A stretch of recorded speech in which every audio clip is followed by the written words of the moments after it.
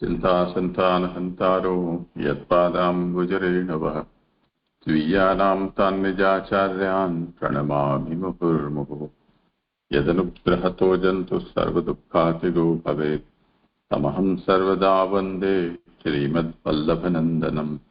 अज्ञानतिमिरान्धस्य ज्ञानाञ्जनशलाकया चक्षुरुन्मीलितं येन तस्मै श्रीगुरवे नमः।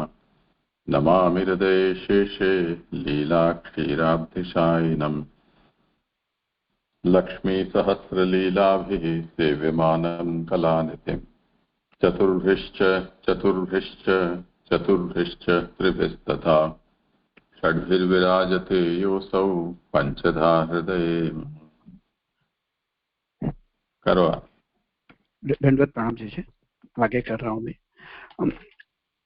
मनंद्रु श्री हरि की लीला श्रीमद् भागवत को मूल अर्थ है, साथ साथ कोई अर्थ है। हरि की 10वीं लीला 10 प्रकार से सर्ग से आश्रय तक श्रीमद् भागवत में जो तृतीय से 12 स्कंद में वर्णित है। यह 10 उपरांत अधिकार लीला भी श्रीमद् भागवत की अंगरूप लीला है। ऐसे 12 स्कंद। प्रथम स्कंद में अधिकार लीला 3 तरह से वर्णित है, उत्तम, मध्यम और हीन। प्रथम 3 अध्याय में हीन अधिकारी, 4 से 6 अध्याय में मध्यम और 7 से 19 अध्याय में उत्तम अधिकारी का वर्णन है। उत्तम अधिकारी के प्रकरण में 13 अध्याय आए हैं, उसमें श्रोता परीक्षित को अधिकार बताया। 7 से 11 अध्याय परीक्षित के जन्म रूप 5 अध्याय है कि परीक्षित जन्म से शुद्ध है, उस शुद्धि बताने के लिए कुटुंबजनों की भी शुद्धि आगे बताई है। 12वें अध्याय में परीक्षित के जन्म की कथा को निरूपण है। 13वें अध्याय में विदुर जी के उपदेश से धृतराष्ट्र को वानप्रस्थ निकलना, क्योंकि परीक्षित की मुक्ति के लिए पिता पितामह प्रपितामह की मुक्ति भी जरूरी थी। आगे 14वें और 15वें अध्याय में पांडवों की मुक्ति और उनको कारण ये बताया है कि भगवान स्वधाम पधारे, वही पांडवों की मुक्ति को कारण बताया। 16वें अध्याय में कली से पीड़ित जो पृथ्वी है उसके पास परीक्षित जी का जाना और वो बताया। आगे 70 के अध्याय में परीक्षित राजा ने कली का शासन और कली को रहने के लिए स्थान दिया। अभी जो मूड अभी जो हमारा 18वां अध्याय चल रहा है वहाँ में जो ब्राह्मण को शाप से परीक्षित को वो वाको मुख्य कारण बताए कि वो शाप बिना तुरंत मुक्ति करनार और कोई साधना न होती। यहाँ तक्षक को अग्नि अलौकिक वो उद्देश्य ब्राह्मण द्वारा शाप की कथा कही है। 18वें अध्याय में प्रथम 10 श्लोक में परीक्षित बताते हैं कि परीक्षित को कोई ब्राह्मण के शाप से मोह ना भय होता तो वहां में उसमें महत्ता बताई है। और आगे परीक्षित को उपसंहार, वो माने 1 से 10 श्लोक में परीक्षित को उपसंहार बताया है। 17वें श्लोक में पर्यंत ऋषियों द्वारा प्रश्न और भगवत भक्तों की जो कथा है वो मन को आनंद देने वाली है, वह को आख्यान सुनने की अभिलाषा ऋषियों द्वारा बताई है। 18 से 31 श्लोक तक परीक्षित राजा को वन में जानो, वहां परीक्षित को भूख और प्यास से व्याकुल होकर समाधि में बैठे हुए शांत मुनि पर मरे हुए शव को कंधे में फेंक्यो और वो कथा। और जब उसके मुनि के तेजस्वी पुत्री बालक ने जब पिता का अपमान देखा तब वाने मर्यादा जो मर्यादा के तोड़ने वाले परीक्षित राजा को कौशिक नदी का जड़ का आचमन करी वाणी रूप रज फेंका और श्राप दिया कि मर्यादा का उल्लंघन करनार, मेरे पिता को द्रोह करनार राजा, आज से 7वें दिन तक्षक को भस्म कर देखो। जब बालक के तेज शांत भयो और मनुष्य भाव से वो मुक्त मनुष्य भाव से उसके मुक्त कंठ से वो रोने लगे। अभी आगे की कारिका ले रहे हो। इसके बाद क्या घटना घटित हुई उसे कहा जा रहा है। स वा अंगीरसो ब्रह्मण श्रुत्वा पुत्र विलापनम उन्मील्य सनके नेत्र दृष्टवा च अंशे मृतो रकम विसृज्य पुत्र प्रपच्छ वत्स कस्मादिरोदिषि केन वापकृतं सर्वम् इत्युक्तः स न्यवेदयत। याकोब समझाते हैं, उन अंगिरस गोत्र में उत्पन्न समीक ऋषि के पुत्र के विलाप को सुनकर हे ब्राह्मण, धीरे धीरे नेत्रों को खोला और अपने कान पर मरे हुए सर्प को देखा। उस सर्प को कंधे पर से हटाकर पुत्र से पूछा कि हे पुत्र, तुम किस कारण से रो रहे हो अथवा किससे तुम्हारा बुरा कर दिया है। पिता के द्वारा इस प्रकार पूछे जाने पर उन पुत्र शुंगी ने संक्षेप से सारी बात निवेदन कर दी। आगे सुबोधिनी जी, जो अंगिरस जो ऐसा वो अंगिरस को समझाते हैं। वे ऋषि कुलीन थे, वे शमीक ऋषि अंगिरस गोत्र से उत्पन्न हुए थे। उससे उनका कुलीन तथा सहनशील होना सूचित होता है। समझा रहे कि वो जो शमीक ऋषि है वो अंगिरस गोत्र से उत्पन्न हुआ है और वो पुत्र से उत्पन्न हुआ है, उससे उसका कुलीनपना और सहनशील होना वो सूचित हुआ है। सुजी ने अभी जो ब्राह्मण शब्द मूड है वह को बता रहे, सुजी ने सौनक को ब्राह्मण का संबोधन देकर अन्य शंकाओं से मुक्त कर दिया। मैंने ब्राह्मण इति शंका मुक्त्य ऐसे बता रहे हैं कि सुजी ने सौनक को है ब्राह्मण ऐसे संबोधन देकर अन्य शंकाओं से मुक्त कर दिया। उस ब्रह्म से उत्पन्न हुए जन किसी भी स्थिति में दूसरी प्रकार की बात अर्थात मर्यादा विरुद्ध बात करते ही नहीं है। माने ये मैं ऐसे समझ रहा हूँ कि ये सुजी ने सौनक जी के परीक्षित की कथा कहते थे। वो जो ऋषि है वो ब्रह्म रूप है। वो ब्रह्मन रूप होने से वो कुछ माने कुछ मर्यादा से विरुद्ध नहीं बात करेंगे। माने वो मूड में वो समाधि में ही थे,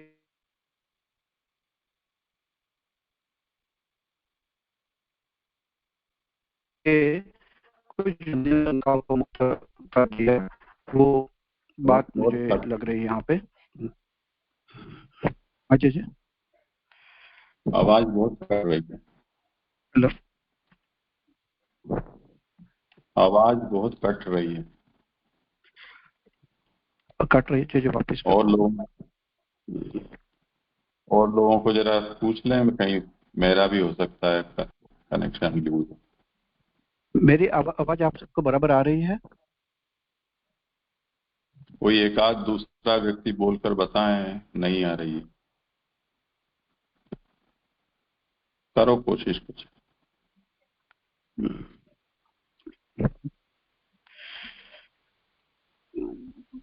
कट रही है जी, कट रही है।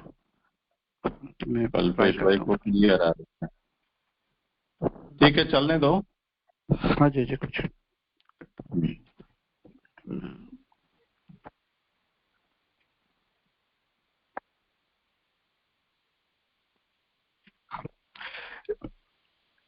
बहुत ऊंचे स्वर से समाधि नष्ट हो जाती है, जैसे कोई स्वप्न टूट जाता है।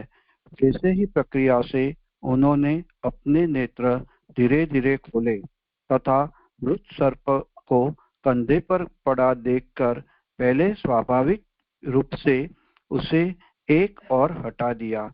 ये समझाते हुए है कि जब भी जो बालक है वो ऊंचे स्वर से रो रहे थे, तभी शमीक ऋषि की समाधि नष्ट हो गई। जैसे सपना को टूट जाता है, वैसी प्रक्रिया से धीरे धीरे उनने नेत्र खोले और स्वाभाविक पने से मतलब अपने स्वभाव होता है कि गले में कुछ है तो कंधे में है तो सर को उठाकर उनने पहले तो हटा दिया। पुत्र होने से किसी अन्यथा प्रकार के वचनों के कथन करने की पिता द्वारा कोई संभावना नहीं है। पुत्र रो रहा था तो कुछ अन्य कथन उनने नहीं किया, अतः ही तुरंत प्रश्न पूछ लिया। अतः प्रश्न ही कर रहे हैं कि हे पुत्र, किसने तुम्हारा अपकार किया है। यहाँ पिता के द्वारा दो ही प्रश्न पूछे गए हैं अथवा दो ही वाक्य बोले गए हैं। पुत्र, तुम क्यों रो रहे हो तथा किसने तुम्हारा बुरा किया। समीक ऋषि बालक को वही दो ही प्रश्न पूछ रहे हैं। बालक, तुम क्यों रो रहे हो और किसने तुम्हारा बुरा कर दिया है? विशेष रूप से बात को खुलासा करके कहने में किसी विशेष प्रयोजन को न देखते हुए संक्षिप्त में ही ऋषि बालक ने सब घटना का निवेदन किया। और तभी ये प्रश्न पूछ से उनने कुछ खुलासा नहीं किया और कुछ विशेष प्रयोजन भी न देखते हुए संक्षिप्त में बालक ने पूरी घटना का निवेदन समीक ऋषि के पास किया। यहाँ मेरो 38 और 29 वचन करो आगे, तो वर्णनात्मक है। हाँ, तब समीक ऋषि ने श्रृंगी के वचनों को सुनकर उनका विचार किया और सोच लिया कि पुत्र ने यह कार्य उचित नहीं किया। इसी पर आगे कहते हैं, निशम्य सप्तम अतदर्ह नरेन्द्रः स ब्राह्मणो न आत्मज अभ्यनन्दत अहो बत अहो मदत न ते कृतम अल्पीयशी द्रोह उरुद्रमो भूतः। या को समझा रहे हैं, राजा के लिए शाप दिया जाना सुनकर उन मुनि ने पुत्र की प्रशंसा नहीं की। उन्होंने कहा, अरे पुत्र, तूने बहुत बड़े अज्ञान व पाप का कार्य कर दिया। जो राजा ने इतने से अपराध पर बहुत बड़ा दंड दे दिया। मोदी जी समझाते हैं, निशम्य इति, निशम्य शब्द से समझा है। मुनि ने जो ही सुना कि पुत्र ने राजा को शाप दे डाला, तो उस कार्य को अयोग्य बताया। वह राजा था, राजा को ऐसा शाप दिया जाना ठीक नहीं हुआ। जब भी मुनि ने पुत्र की बात सुनी कि पुत्र ने राजा को शाप दिया है, तो वो कार्य को उन्होंने अयोग्य बताया, क्योंकि वो राजा था, तो ऐसा शाप देना तो यहाँ पे ठीक नहीं हुआ है। तो कहते हैं कि इसमें क्या ठीक नहीं हुआ, अपराधी को तो दंड ही दिया है, तो पुत्र को क्यों नहीं सराया? तो ऐसी कोई शंका करे कि परीक्षित राजा ने भी उन पे शाप फेंका था, तो उनने भी अयोग्य कार्य ही किया, तो अपराधी को दंड मिलना ही चाहिए।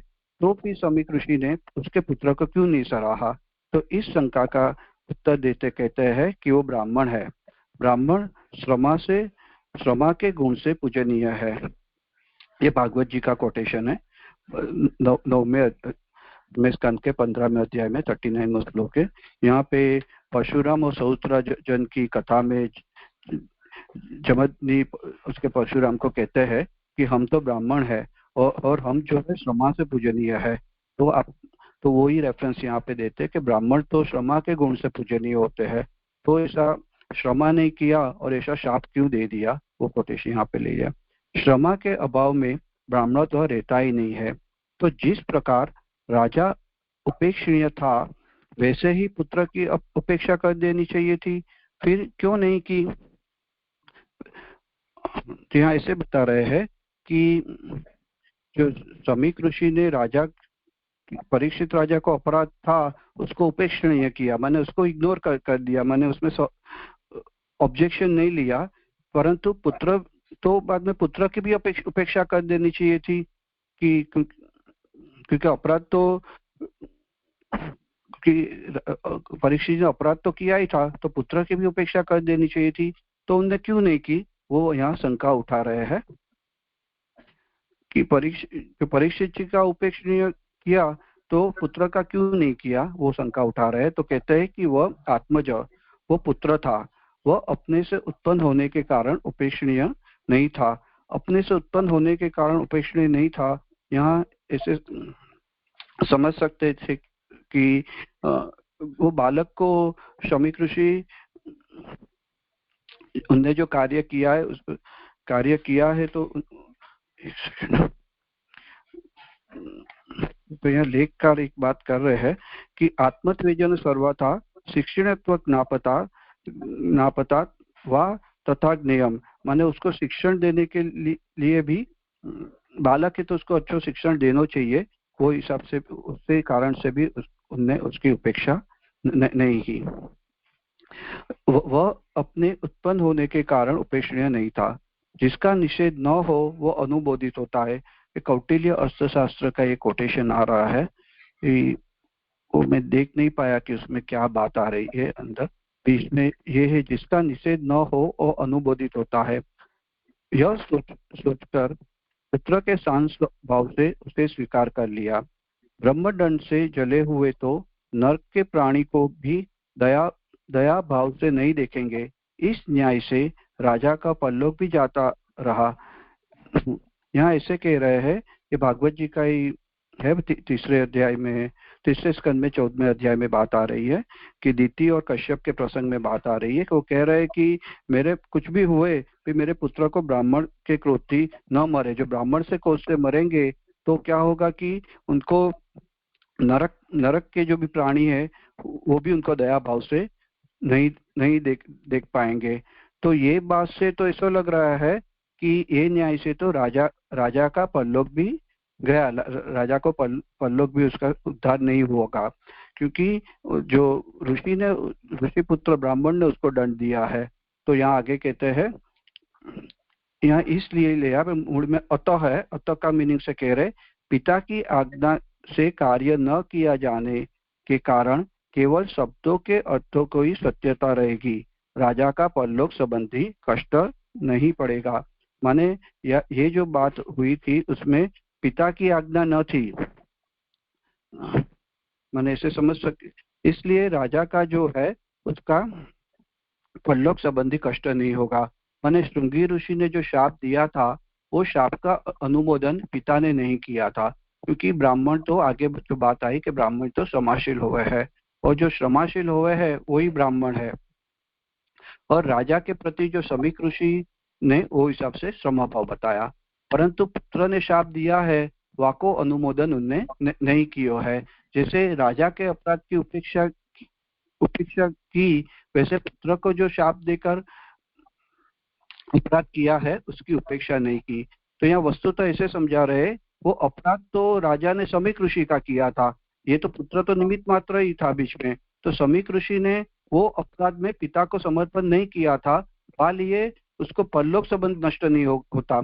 जो ये समय पे ऐसे लग रहा है समीक ऋषि जो शांत रहते और तटस्थ रहते और उसके बालक को की उपेक्षा नहीं करते, तो ऐसा होता कि समीक ऋषि का भी उसमें वो एक्सेप्ट कर रहे कि जिसने बालक ने जो कार्य किया वो सही है, तो वो तो पॉसिबल वो संदर्भ में हो सकता था कि उनका परलोक का भी उद्धार, परलोक संबंधी भी उद्धार नहीं होता। फिर यहाँ पे समीक ऋषि ने कुछ भी राजा के प्रति कुछ अभाव नहीं रखा है, वालिए कह रहे हैं कि राजा का परलोक संबंधी कष्ट नहीं सहन पड़ेगा। अब आगे बात कर रहे हैं, मुनि अब पुत्र के क्रोध को युक्ति से शांत करे। बालक है तो बालक को कैसे समझाना, तो बालक को एक एक अलग अलग युक्ति देके समझा रहे हैं। अब ये युक्ति क्या आ रही है, क्योंकि बालक रो रहा था उसको शांत करना है तो युक्ति से समझा रहे हैं। अन्यथा उसका भी मरण दोषपूर्ण ढंग से हो। जो युक्ति से नहीं समझावे तो पॉसिबल ही है कि बालक का भी मरण दोषपूर्ण ढंग से ही हो, माने उसको पश्चाताप हुए और वो इसे पूर्ण ढंग से ही हो। अतः जिससे पुत्र में पश्चाताप हो वैसे वचन कहते हैं कि अहो पुत्र तेने यह क्या कर डाला, अरे राजा को शाप देना तो पांचों पुरुषार्थ को विरुद्ध है। अहो जो है ना वो समझा रहे हैं कि तूने ये क्या कर दिया है कि राजा को शाप देना तो पांचों पुरुषार्थ के विरुद्ध है। यहाँ पांचों पुरुषार्थ में जैसे धर्म अर्थ काम मोक्ष और भक्ति पंचम पुरुषार्थ लेना है, क्योंकि 5 पुरुषार्थ की बात की है, तो राजा को शाप देना तो पांचों पुरुषार्थों के विरुद्ध है। अतः अब तेरे पांचों पुरुषार्थ जाते रहे। ऐसे वैसे उनके बालक के मन में पश्चाताप पैदा किया। यह तो पहले ही कहा जा चुका है कि तेने महा पाप किया। अहो शब्द अचंभे की बताने वाला है और बस शब्द खेद को बताया है। तेने बहुत बड़ा पाप किया है। आगे भी बात करी ली थी कि तूने तो महापाप किया है। यहाँ दो शब्द जो यूज कर रहे हैं, अहो और बस, वो दोनों का मीनिंग बता रहे हैं। एक तो अचंभे को बताने वाला है और एक खेद को बताने वाला है। परंतु ये जो कार्य है तूने ना समझी से किया है। समझदारी से किया होता तो प्रायश्चित भी नहीं होता। मानव अभी आगे थोड़ा सांत्वन भी दे रहे हैं कि तूने जो कार्य किया है वो ना समझी से किया हुआ है, और समझदारी से किया तो तेरा प्रायश्चित भी नहीं होता। आगे समझ और युक्ति और बढ़ा रहे हैं। उससे कहते हैं कि तेने थोड़े से अपराध का बहुत बड़ा दंड दे डाला। परिणाम माने अल्प अपराध था, छोटी से अपराध का दंड बहुत बड़ा दिया। परिणाम स्वरूप तुम विचार करके देखो कि उससे हमारा अपराध कितना सही था। तुम एक बार सोचो कि उसने क्या किया, कौन सा ऐसा बड़ा अपराध कर दिया है उसने। हमारे आश्रम में एक सांप को ही उसने मारा और मुझसे उसका स्पर्श करा दिया। सो तो स्नान करने से स्पर्श दोष समाप्त हो जाता।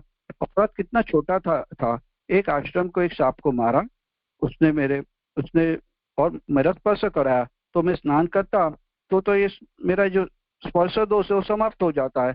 तो इतना बड़ा अपराध उससे नहीं हुआ है। बस इतनी ही बात पर ही उसने मृत्यु भय उत्पन्न कर दिया। माने बहुत छोटी सी अपराध में तूने इतना मृत्यु भय उत्पन्न कर दिया, इतना बड़ा दंड दे डाला। इस बेचारे के ही प्राणी हर लिए। इस सर्प से राजा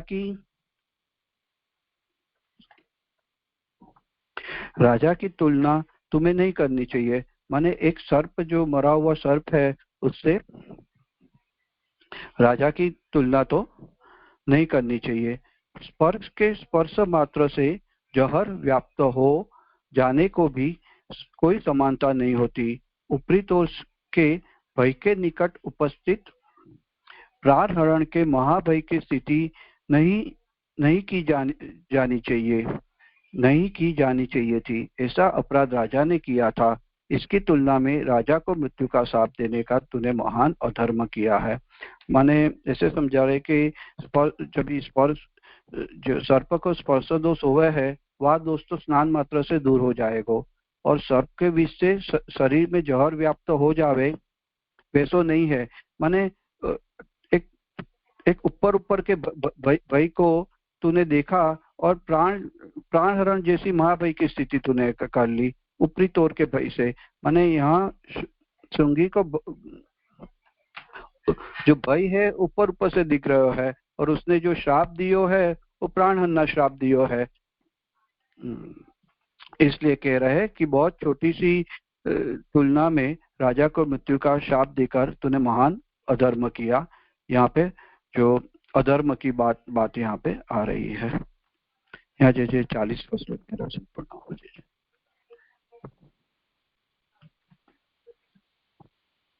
वो विचारणीय तो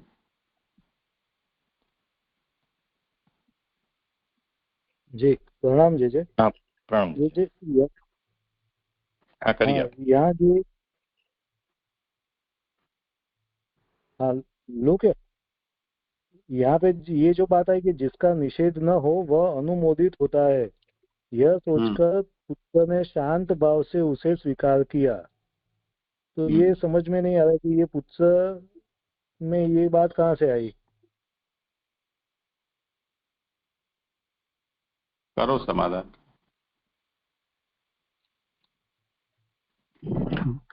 यहाँ ऐसे यहाँ मूल में ऐसे ये जो बात है ना, जिसका निषेध न हो वो अनुमोदित होता है, ये कोटेशन है। वो कोटेशन अप्रसिद्धितम अनुमत भवति, वो मूल कोटेशन कौटिल्य अर्थशास्त्र का है। तो यहाँ मुझे इतना ही आइडिया रहा है कि यहाँ ऐसे कहना चाहते हैं कि जो आगे जो बात की ना कि ब्राह्मण शब्द का, नहीं एक सेकंड, जो ये एक सेकंड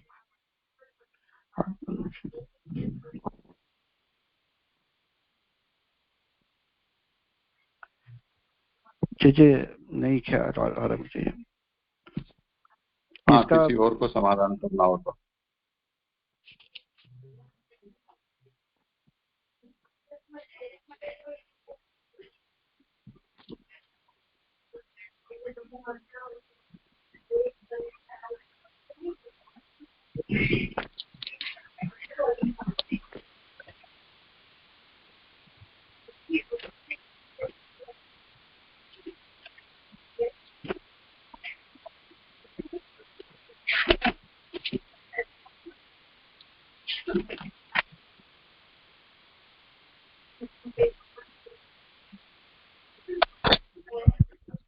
हाँ, धन्यवाद, प्रणाम जी। यहाँ ये समझ में आ रहा है कि पुत्र की जो ऊपर जो बात आई कि पुत्र की उपेक्षा कर देनी चाहिए थी, तो वो उनके पुत्र को लग रहा है कि यहाँ पर मतलब मेरी उपेक्षा नहीं की है। इस अर्थ में वो कह रहे हैं कि जिसका निषेध न हो वो अनुमोदित होता है। मतलब तुमने जो पुत्र ने जो कार्य किया वो सही माना, पुत्र का निषेध नहीं किया, इस अर्थ में अनुमोदित होता है, ऐसा आ रहा है, ऐसा मुझे समझ में आ रहा है जी। यहाँ पे नहीं, थोड़ा मुझे हाँ, तो लग रहा है कि निषेध कर दिया है यहाँ। तो यहाँ यही तो विषय आया ना मूल श्लोक में, देखो ना कि ब्राह्मणों नात्मजम अभ्यनंदत, अपने आत्मज को उसने समर्थन नहीं दिया। अहो बताहम महदज्ञते कृतम अल्पीयसि द्रोह उरुर्दमो धृतः, ये वचन है वो मुनि बोले हैं। और निशम्य सप्तम अतदर्हम नरेंद्रम सब्राह्मणो नात्मजम अभ्यनंदत, ये सूत का वचन है।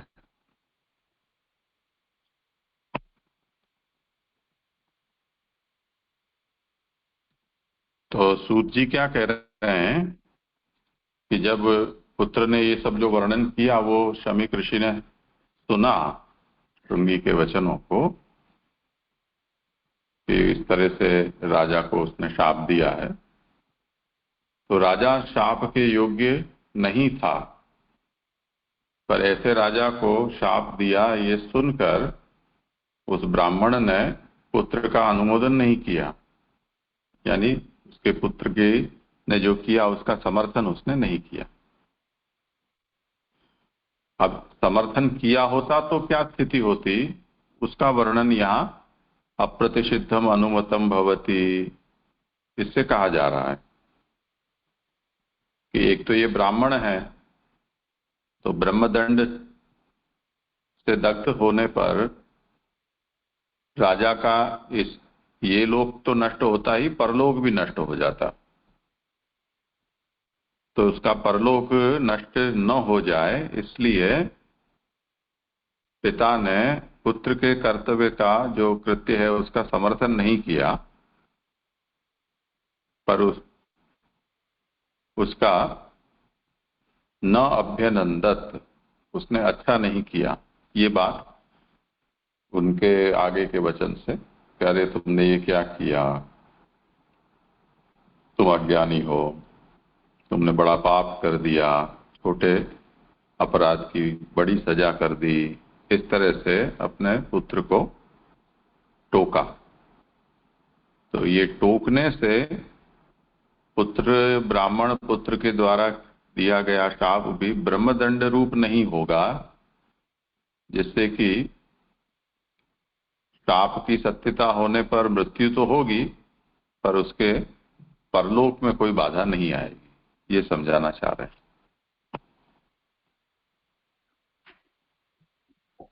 जी जी जी जी। यानी लेकिन ये निषेध तो हुआ ना, जिसका निषेध न हो वह अनुमोदित होता है, यह पुत्र ने हाँ सोचा। तो नहीं, हाँ तो निषेध नहीं हुआ ना। अच्छा। अप्रतिषिद्धम अनुमतम भवति, अगर ये चुप रहते उसकी निंदा न करते तो अनुमत अच्छा। हो जाता, तो प्रतिषेध तो जी कर दिया उन्होंने। ठीक। जी आया समझ में। हाँ, जी हाँ प्रश्न प्रणाम करो। जय। आगे के श्लोक में जो है ना, इनकी आवाज कट कट के आ रही थी, थोड़ा समझ में नहीं आई। ये जो पहली लाइन, दूसरी लाइन में सूत जी ने सौनक को ब्राह्मण का संबोधन देकर अन्य शंकाओं से मुक्त कर दिया। ब्रह्म से उत्पन्न, तो ये कौन सी शंका से मुक्त कर दिया सूत जी ने सौनक जी को? ये पूरी लाइन समझ में नहीं आ रही है। और भ्रम से उत्पन्न हुए जन किसी भी स्थिति में कोई दूसरी प्रकार की बात अर्थात मर्यादा विरुद्ध बात करते ही नहीं है।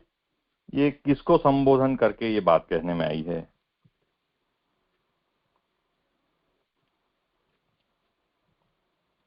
करो समाधान।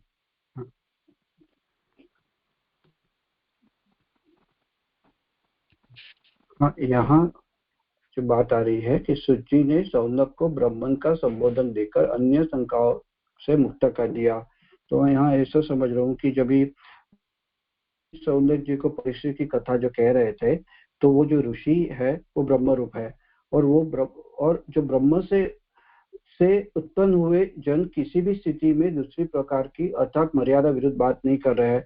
मानने जो ब्रह्म रूप होते हैं वो कुछ विरुद्ध नहीं कर रहे हैं। माने जो ऋषि जो है वो मूड वो समाधि में ही बैठे हुए थे, वो यहाँ पे कुछ ढोंग या ऐसा नहीं कर रहे, क्योंकि जो अंगिरस गोत्र से वो ऋषि की बात आ रही है।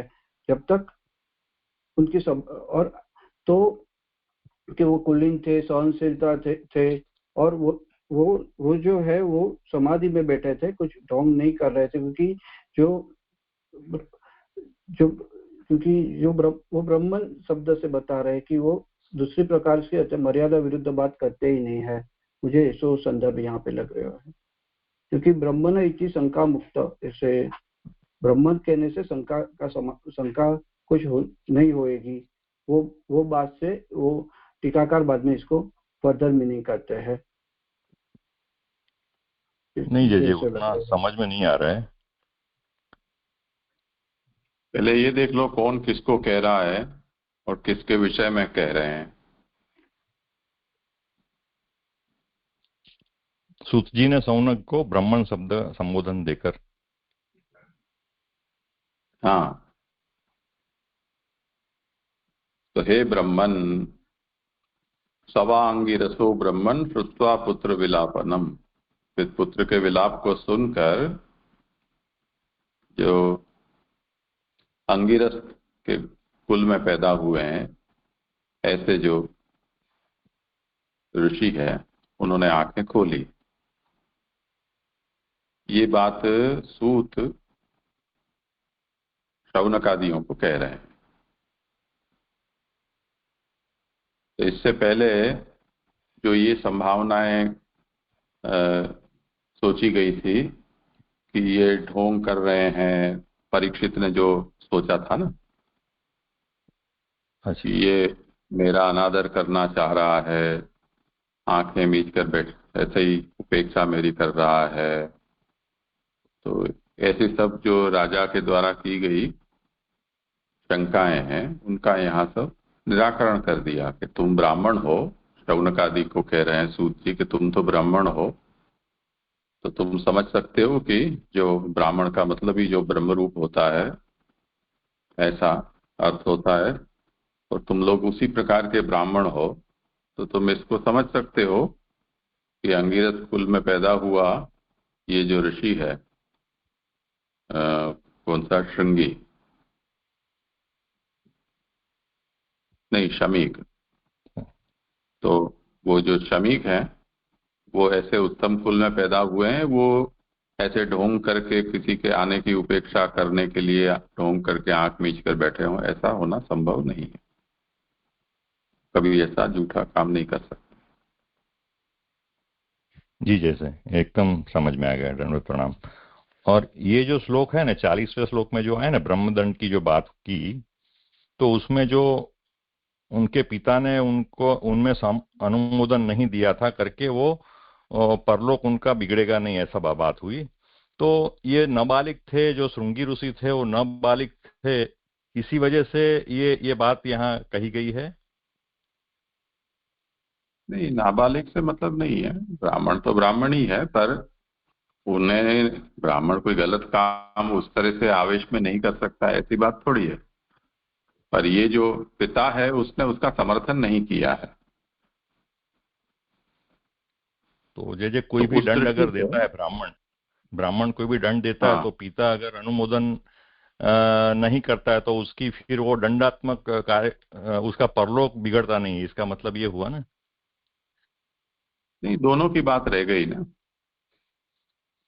कोई की भी बात नहीं है यहाँ, तो ये ऋषि की बात है। बाकी तो ऐसे भी ब्राह्मण होने मात्र से कुछ भी बोल दे तो ऐसा हो जाए, ऐसा थोड़ी होता है।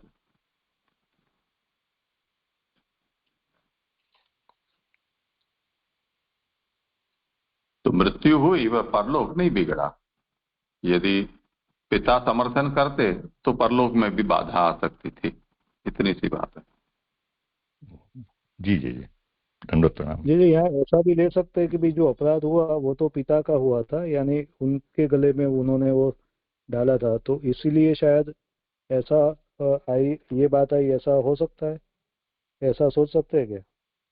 क्योंकि जो अपराध तो मुनि का ही हुआ था, यानी उनके गले में वो सांप तो डाला था वो राजा ने, तो शायद उसके लिए ये बात हो सकती है।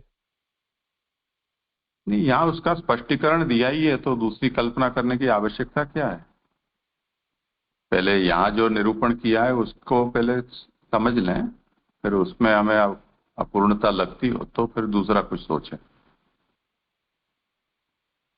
जी जी जी जी। एक तो पिता ने निंदा कर दी, इसका मतलब पिता की उसमें सम्मति नहीं थी। अब अगर आपको जिसका अपराध किया है उसको कंसल्ट किए बिना ही बैठे बैठे आप उसके विरुद्ध है वो कोई भी जजमेंट पास कर दें, तो ये तो कोई बात नहीं हुई ना। जी जी जी जी। पर जी यहाँ पे ये एक बात आई कि अन्यथा मुनि अब पुत्र के क्रोध को युक्ति से शांत कर, अन्यथा उसका भी मरण दोषपूर्ण ढंग से हो गए हो या हो जाता है। तो ये बात क्यों आ रही है? क्योंकि वो शाप दिया तो उसका रिजल्ट ऐसे आता है ऐसा?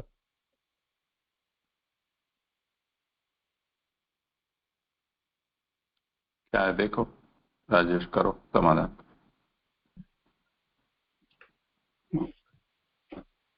अभी ये पूर्व जो दिया ना युक्ति से, मुनि अब पुत्र के क्रोध को युक्ति से शांत कर रहे हैं, अन्यथा उसका भी मरण दोषपूर्ण ढंग से हो। अभी ये आगे जो भी उनने जो शांत पश्चाताप करने के लिए जो भी बात की, उनको डांटा ऐसा नहीं किया है, फिर कुछ अलग अलग युक्ति लेके शांत किया है। क्या क्या युक्ति दी है कि जो जो स्पर्श कर, स्नान मात्र से स्पर्श समाप्त हो जाता, तो इतनी बड़ी क्यों दी, तो अलग अलग युक्ति देके समझा रहे हैं जो अन्यथा उसका भी मरण दोषपूर्ण ढंग से हो, माने। और आगे ऐसे कह रहे कि तूने बहुत छोटा, तूने आगे वो भी बात बताई कि जो जो तूने जो किया है वो समझदारी से नहीं किया है, ना समझी से किया है। तो जो बालक का मरण बने दोषपूर्ण ढंग से न हो, वो हिसाब से उसको बालक को समझा रहे हैं, माने उसको शिक्षा दे रहे हैं कि तू शिक्षा दे रहे हैं कि बालक का भी यहाँ पे ना समझी से हुआ है, तो बालक का भी कि उनको ये भूल मात्र से, शाप देने मात्र से उसका भी मरण है वो दोषपूर्ण ढंग से न हो, वो तात्पर्य लग रहा है। नहीं, वो स्पष्ट नहीं हुआ मुझे, क्योंकि यहाँ उसका भी यानी बालक की बात हो रही है ना, कि राजा की, बालक की बात हो बात हो रही है, रही है। हाँ, क्योंकि आगे तो राजा तो की तो बात हो ही गई ना आगे, हाँ, राजा का तो ये तो यहाँ बालक की बात हो यहाँ रही। पे तो यानी उसने जो शाप दिया उसके, यानी वो हाँ शांत नहीं होता तो हाँ दोषपूर्ण हाँ ढंग से वो मदन हो जाता है ऐसा? हाँ, क्रोध को शांत नहीं होता तो उसका भी मरण दोषपूर्ण ढंग से होता, माने उसका भी उद्धार नहीं होता, माने उसको उद्वेग आवेग होते रहता, वो संदर्भ लग रहा है यहाँ पे। और बालक को समझा रहे युक्ति पूर्वक, डांट देते हैं या शिक्षा बड़ी दी, ऐसे नहीं किया है हमने। मरण की बात क्यों है, वो जे थोड़ा स्पष्ट कीजिए, वो नहीं समझ में आ रहा है। हाँ, और किसी को करना हो समाधान तो।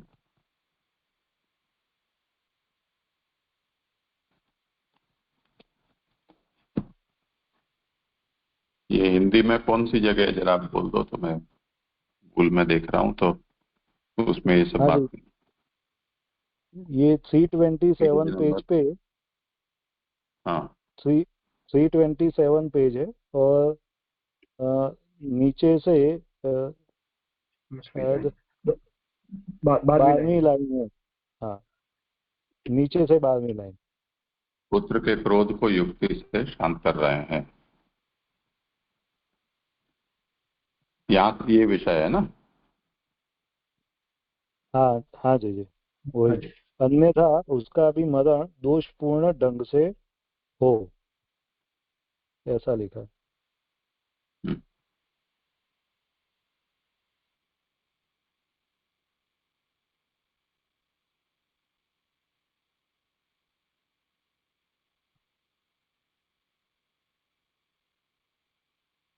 पुत्रस्यापि मन्युम त्याजयति युक्ति भी ही। क्रोध और मन्यु यानी जो क्रोध में द्वेष मिला हुआ हो उसको मन्यु कहते हैं, तो उसके मन्यु को छुड़ा रहे हैं युक्तियों से। अगर न छुड़ाएं तो क्या हो, उसका भी दुर्मरण हो।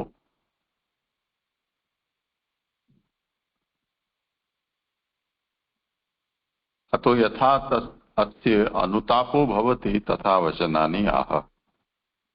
इसलिए पिता ने पुत्र को उसके किए पर पछतावा हो, जिस तरह से ऐसे वचन उन्होंने अहो बताहम महदज्ञते कृतम, ऐसे 40वें के उत्तरार्ध से ये वचन कहे। अब इसमें प्रश्न क्या है, दुर्मरण हो उसका क्या मतलब, यूं कहना चाह रहे जी। यहाँ पे ये अगर वो शांत नहीं कर रहे तो उसका भी, यानी पुत्र का भी मरण दोषपूर्ण ढंग से हो, तो ये क्यों आ रहा है, वो नहीं समझ में आ रहा है उसका।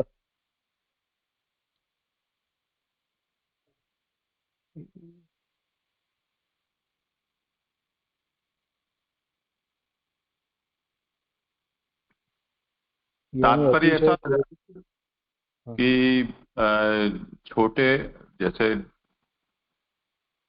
कोई भी निर्णय देने वाला है या दंड देने वाला है, वो अनुचित निर्णय देता हो या अनुचित दंड देता हो तो वो स्वयं भी दोष का भागी बनता ही है। तो ये जो दंड है वो छोटे अपराध का बहुत बड़ा दंड दे दिया, यानी प्राणघात ही कर रहे हैं या। तो पिता ये देख रहे हैं कि यदि ऐसा हो जाएगा तो उसके पुत्र का भी मरण है, वो स्वस्थ मरण नहीं होगा, वो उसके इस कर्म का फल उसे भी प्राप्त हो तो उसका भी दुर्मरण हो सकता है।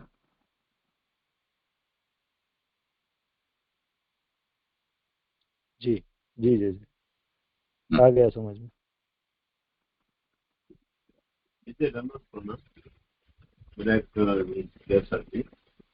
इधर जो किया है ना कि राजा को साप देना तो 5 पुरुषार्थ विरुद्ध है, तो ऐसा तो समझ सकते हैं कि धर्म के तो विरुद्ध है, लेकिन ये 5 पुरुषार्थ को तो इसका संगति नहीं समझता है कैसा है। और उसमें आगे का आवाज नहीं आ रही है, बहुत कट के आ रही है।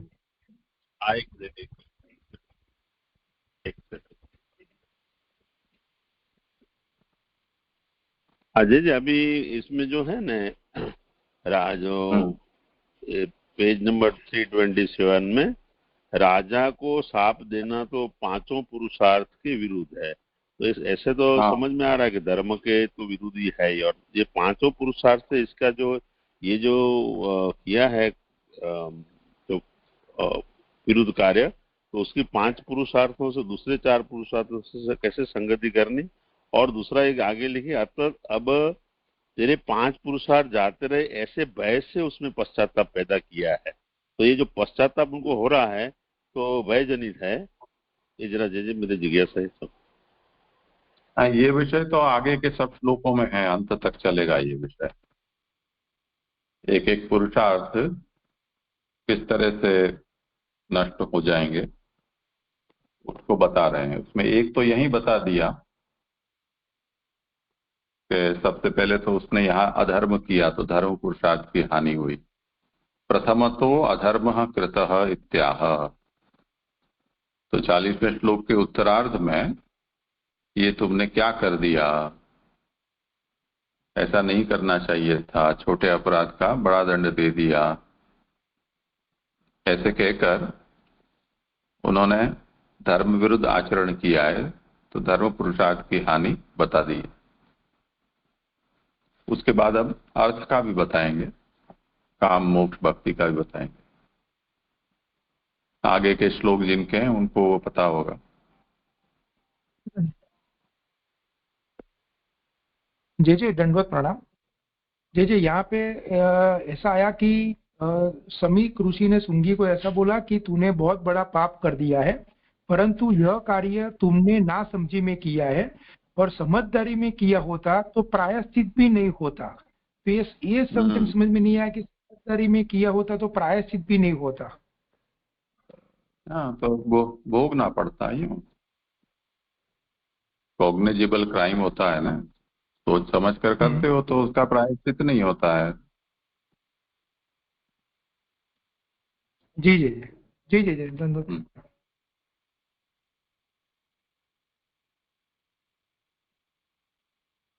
करो बोले आगे। दंडवत प्रणाम जी जी। आगे मेरा वाला है। अच्छा, ये 41वें श्लोक की उत्थानी का पढ़ता हूँ।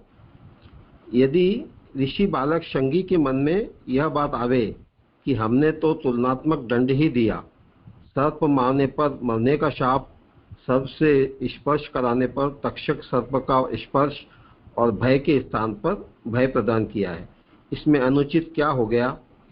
वहाँ कहते हैं तो मतलब अपने 40वें श्लोक में यह बात देखी थी कि जब शमीक ऋषि को ज्ञात हुआ कि मेरे पुत्र ने राजा के छोटे से अपराध पे उनको मृत्यु का शाप दे दिया, तो उनको पुत्र की इस कृति पर प्रसन्नता नहीं हुई, बल्कि उन्होंने उसके इस कार्य को अयोग्य बताया। तो इस बात पर भी ये शंका उठ रही है कि शंगी के मन में कभी कहीं ये बात आए कि राजा ने जैसा कृत्य किया वैसा ही तो दंड उसको दिया। राजा ने सर्प को मारा तो उसके मरने का विधान कर दिया। राजा ने पिता के गले में सर्प का स्पर्श कराया तो उसके बदले तक्षक सर्प के स्पर्श का दंड दे दिया, और सर्प के भय के स्थान पर तक्षक द्वारा मरण का भय उसमें उत्पन्न कर दिया। तो इसमें अनुचित क्या हुआ? तो इस बात के लिए अब ये अगला श्लोक आ रहा है। इसमें राजा के वैशिष्ट को शमीक ऋषि उद्धत कर रहे हैं। श्लोक है, न वै नभिर न देवम प्राख्यम सम्मातुम अर्हसि अविपक्व बुद्धे यत् तेजसा दुर्विषहेण गुप्ता विन्दन्ति भद्राणि अकुतो भया प्रजा। श्लोकार्थ, हे कच्ची बुद्धि वाले बालक, जिस राजा का नाम पर है उसे तुम्हें मनुष्यों के समान नहीं मानना चाहिए, क्योंकि जिसके असह्य तेज से रक्षित प्रजा भय रहित हुई कल्याणों को प्राप्त करती है। सुबोधनी जी, राजा सामान्य मानव नहीं होता। हे कच्ची बुद्धि वाले, राजा की पदार्थों से तुलना नहीं होती। राजा मनुष्य के समान नहीं होता, फिर छोटे मोटे जीवों से तो समानता की बात ही क्या। श्लोक में जो अविपक्व बुद्धि ये जो शब्द प्रयुक्त हुआ है उसका स्पष्टीकरण महाप्रभु जी यहाँ दे रहे हैं कि हे बालक, तुम्हारी बुद्धि परिपक्व बुद्धि नहीं है। तुमने राजा को भी एक सामान्य मनुष्य की तरह समझ लिया है। जैसे सामान्य मनुष्यों में पदार्थों से तुलना ठीक है, पर राजा की कक्षा एक सामान्य मनुष्य से भी ऊपर है। फिर तुच्छ जीवों से राजा की समानता कैसे हो सकती है? मतलब एक सामान्य मनुष्यों में जैसे बर्ताव होता है, एक जैसा बर्ताव करे तो दूसरा भी उस तरह का बर्ताव करता है। तो वो बात यहाँ पर श्रमिक ऋषि समझा रहे हैं कि ये सामान्य जो मनुष्य हैं उनकी समानता राजा से नहीं हो सकती। अब आगे, ब्रह्म को जानने वालों के लिए ऐसे वचन ठीक है। यहाँ मुझे लगता है क्वेश्चन मार्क होना चाहिए। जी, ग्रंथ वाक्य तो ये है कि जो कुत्ते और चांडाल में समान भाव रखता है वही पंडित है। तो उस पर श्रमिक ऋषि कह रहे हैं कि उस पर तुम तो ब्रह्मज्ञानी हो, ब्रह्म को जानते हो, तो ब्रह्म विदा के लिए ऐसे वचन क्या युक्त है? यानी सर्वथा अयुक्त वचन है।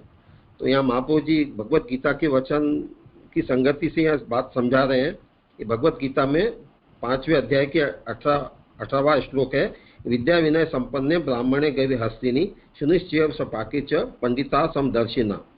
यानी जो ज्ञानी है वह विद्या विनय से युक्त ब्राह्मण में, चांडाल में, गाय, हाथी एवं कुत्ते में समान दृष्टि रखता है, उसे ही पंडित कहेंगे।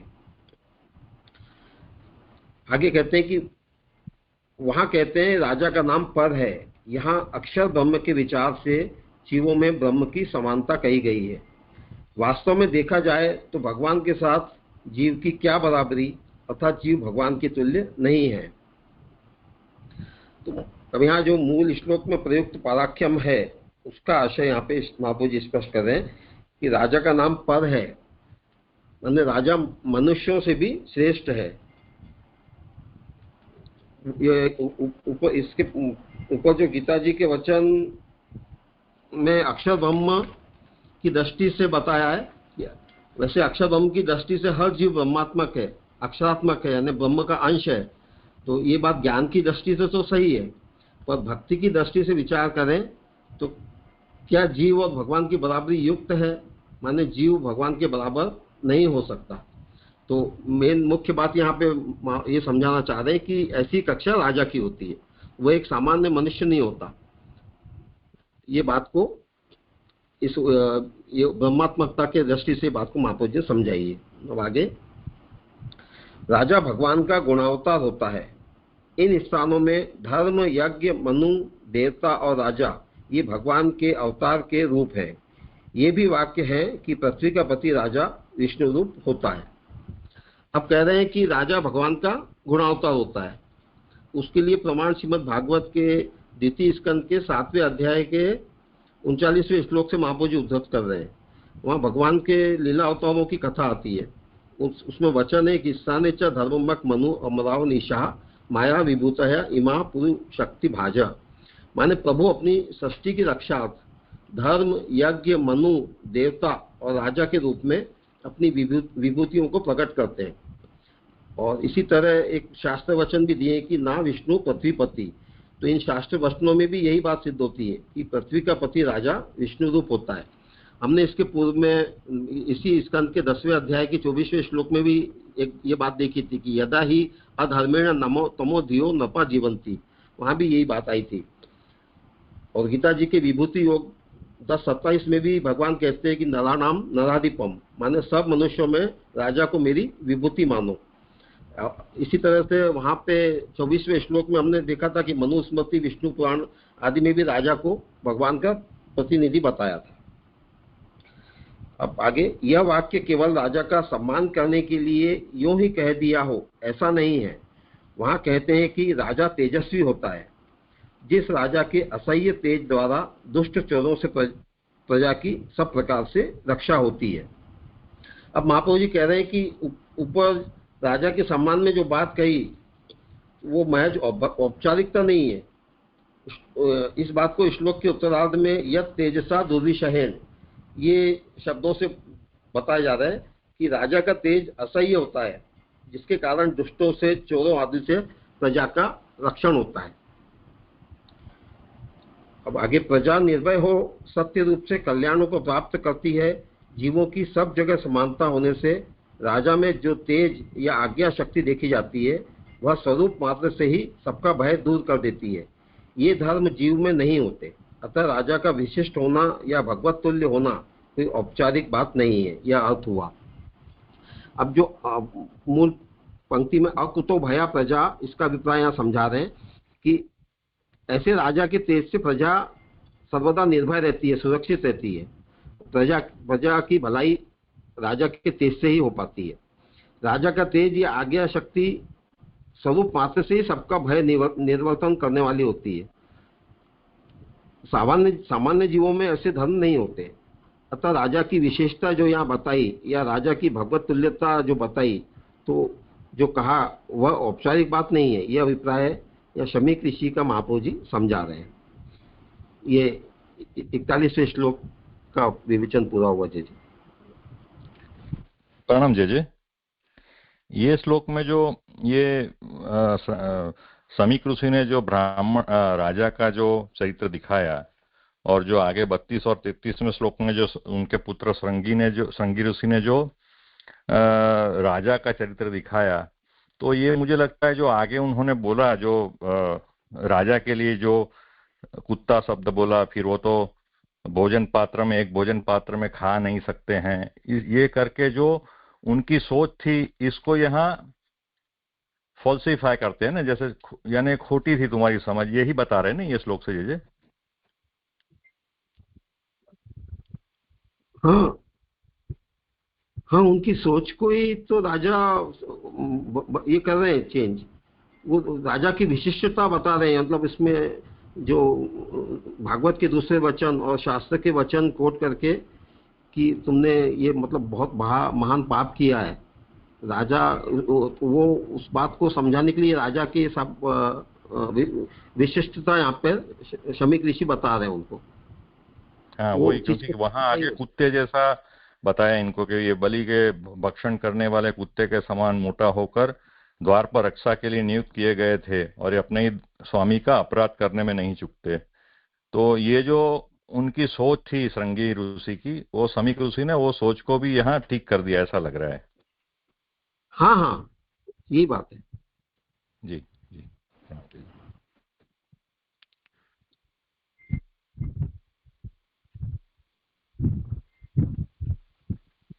हाँ जय, दंडवत प्रणाम।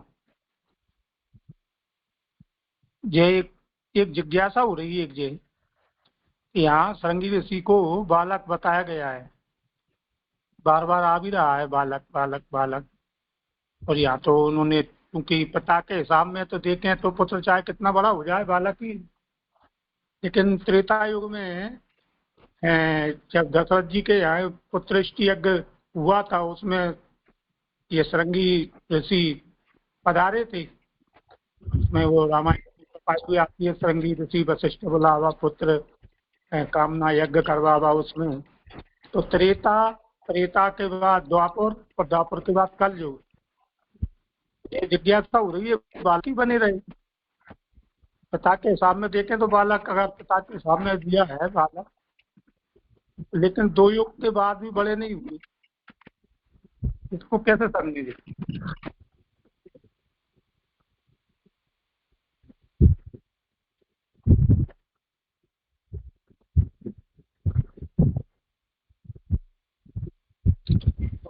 मुझे ऐसा समझ में आ रहा है कि यहाँ भले वो बालक हैं, पर यहाँ महाप्रभु जी भी उनको ब्रह्म विदाम करके संबोधित कर रहे हैं। यहाँ मूल पंक्ति में ब्रह्म विदाम, अपन सनत कुमार और सनत सनंदन की उसमें भी देख सकते हैं कि वो हमेशा एक छोटे बालक की तरह ही रहे। उनका जो स्वरूप है, जब जय विजय के क्या जो प्रसंग आता है उसमें भी वहाँ पे जो स्वरूप है उनका एकदम छोटे बालक की तरह ही बताया है। तो इस तरह की जो उनको उपलब्धि है कि वो ब्रह्म को जानने वाले हैं, तो उससे ये मेरे ख्याल से आपकी शंका का समाधान हो जाना चाहिए, ऐसा लग रहा है।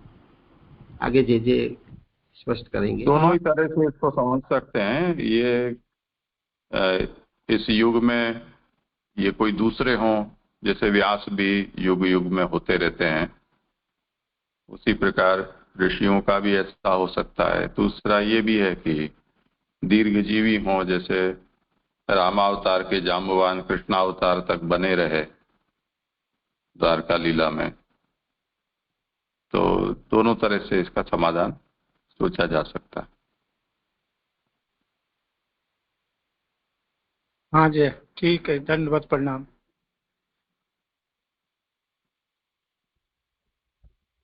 आगे लूं जी। इस प्रकार अधर्म करने से धर्म विरोध कहा है। अब अर्थ के विरोध को कहते हैं। 41वें श्लोक में संगी बालक धर्म कार्य द्वारा 4 पुरुषार्थों 5 पुरुषार्थों का, तो यहाँ तक धर्म और अधर्म का विषय हुआ। अब अर्थ का आगे निरूपण होगा।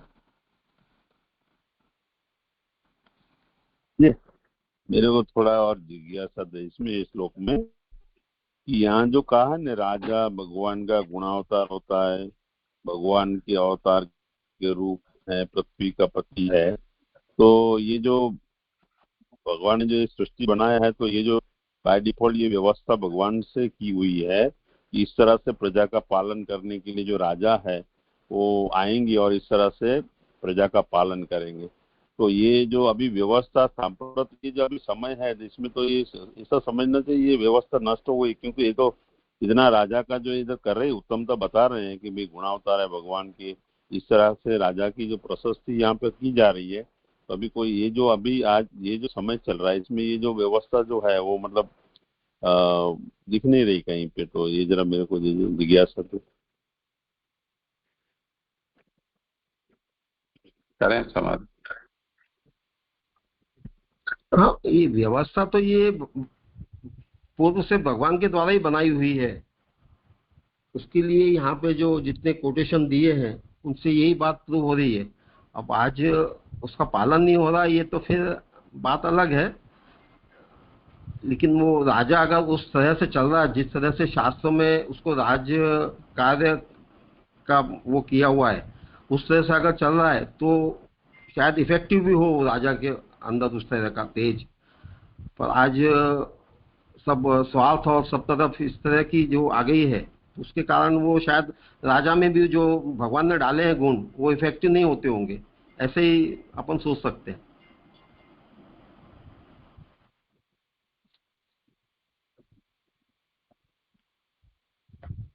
अभी तो धर्म राज्य है ही नहीं, तो ये संदर्भ में अभी वर्तमान में राजा या राजा के स्थान पर जो हों उनको भगवान का अवतार मानना, इसका तो कोई औचित्य नहीं है।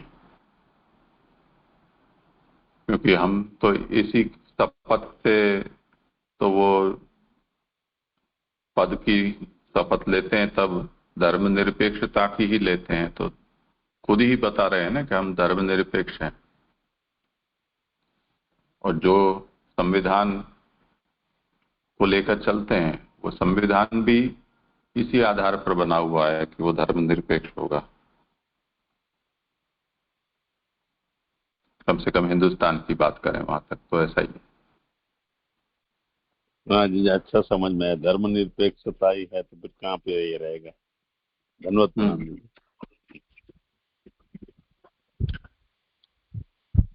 श्लोक 40 और 41 में ये संगी बालक के अधर्म कार्य द्वारा धर्म की हानि कैसी हुई ये बताया, और अब 42वें श्लोक में अर्थ की हानि का निरूपण कर रहे हैं।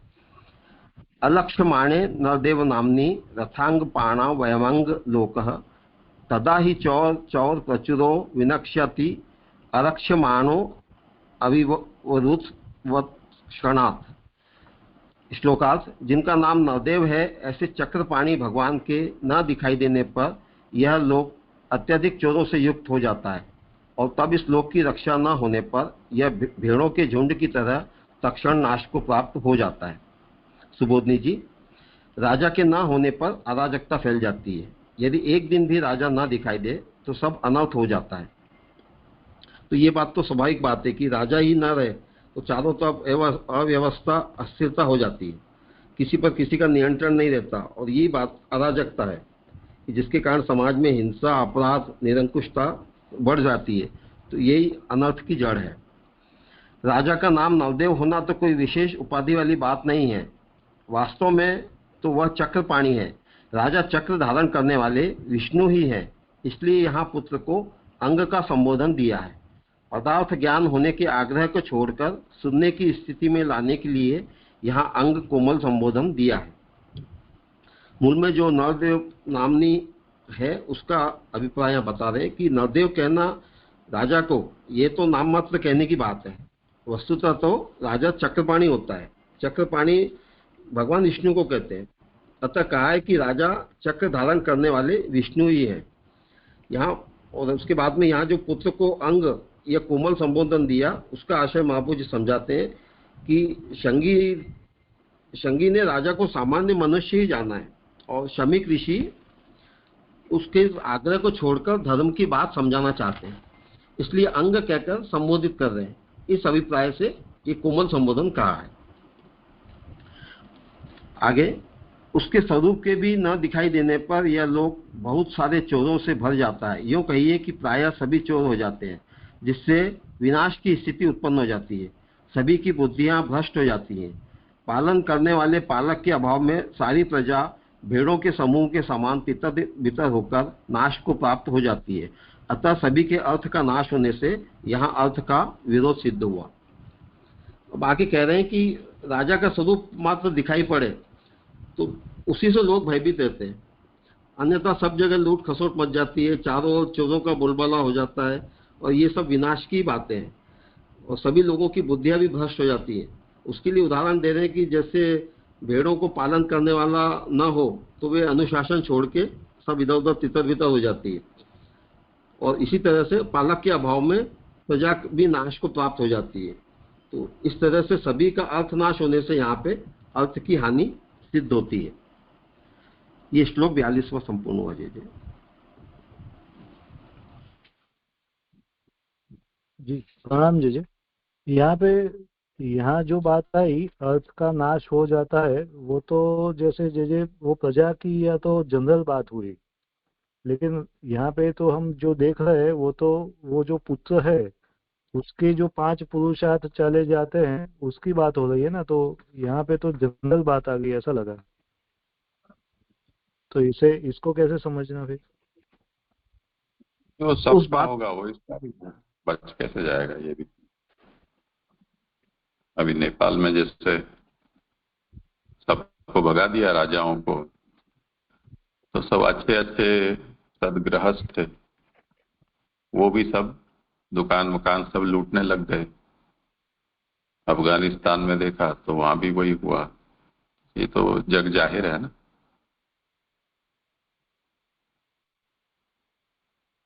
जी जी जी, यानी सब में वो उसका भी आ गया, उसका भी ऐसे ही होगा। हाँ जी जी जी।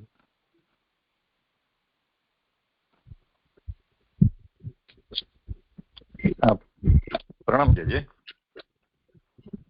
जैसे हमने जैसे आगे देखा, जो श्रृंगी ऋषि ने जो लॉजिक देके ये जो ब्राह्मण के बारे में, राजा के बारे में जो शब्द कहे, तो यानी भृगु ऋषि का भी उसमें कोट किया उन्होंने, तो वहां हमको उनकी बात सच लग गई कि नहीं, ये जो श्राप दिया है वो गलत नहीं दिया है परीक्षित जी को। और यहाँ जब समीक ऋषि की बात समझते हैं तो हमको ऐसा लग रहा है नहीं, समीक ऋषि सही है, ये श्रृंगी ऋषि गलत थे। तो ये द्वंद्व जो है वो इसको कैसे समझे? इसको ये द्वंद्व जो पैदा होते हैं अपने समझ में, जो जब बात होती है ये सुबोधिनी जी की, तब ये दो द्वंद्व, यानी जब उनकी बात सुन रहे थे आगे 32, 33, 34 श्लोक में, तो ऐसा लगा कि श्रृंगी ऋषि बिल्कुल सही किया है, और यहाँ समीक ऋषि उसका खंडन कर रहे हैं। तो ये जो द्वंद्व उत्पन्न हो रहा है बुद्धि में, तो उसको कैसे निराकरण करे? ये तो कर ही रहे हैं यहाँ पे समीक ऋषि। वही समझना था कि भाई हाँ, किसी को करना हो समाधान तो स्पष्ट कर।